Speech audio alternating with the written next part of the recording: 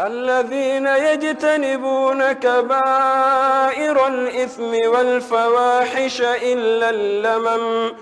إن ربك واسع المغفرة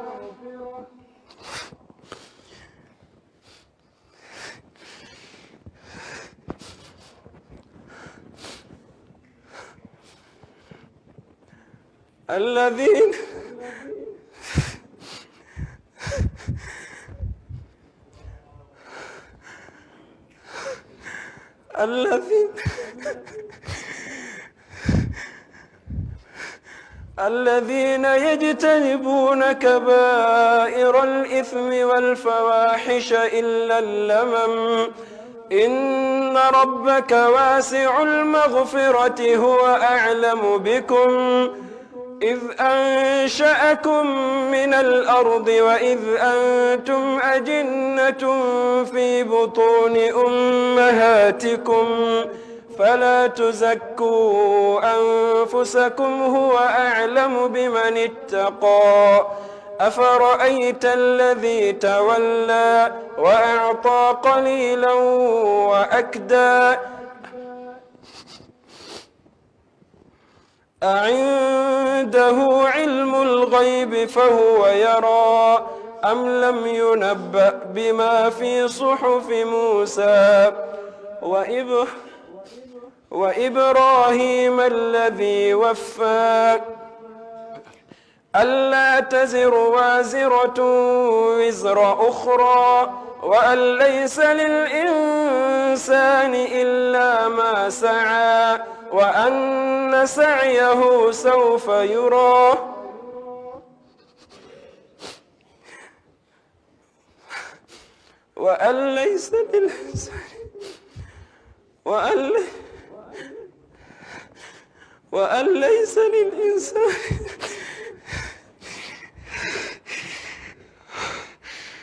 وأن ليس للإنسان إلا ما سعى وأن سعيه سوف يرى ثم يجزاه الجزاء الأوفى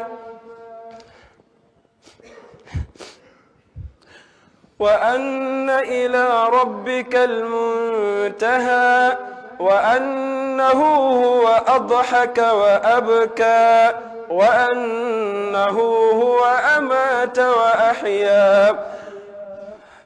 وأنه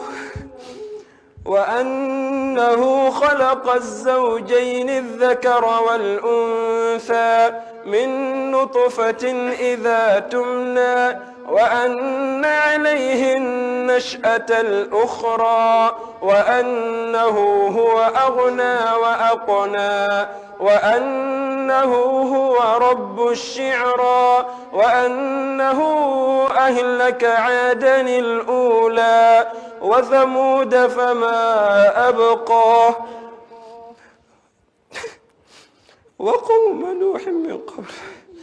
وقوم نوح من قبل إنهم كانوا هم أظلم وأطغى والمؤتفكة أهوى فغشاها ما غشى فبأي آلاء ربك تتمارى هذا نذير من النذر الأولى أزفت الآزفة هذا نذير من النذر الأولى أزفت الآزفة ليس لها من دون الله كاشفة أفمن